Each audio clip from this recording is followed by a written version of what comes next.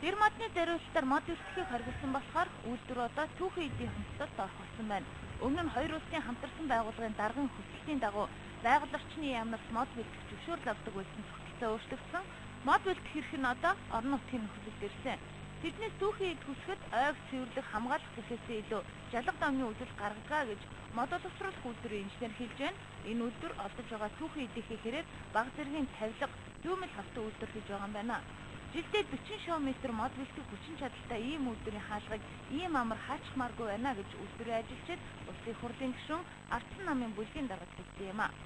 Анхнаасаа төмөр замын дэр мод үйлдвэрлэх зорилттой байгуулагдсан энэ үйлдвэрийн боловсон хүчин тоног хөрөмжийн үйлдэл ашиглах хэрэгтэй байна.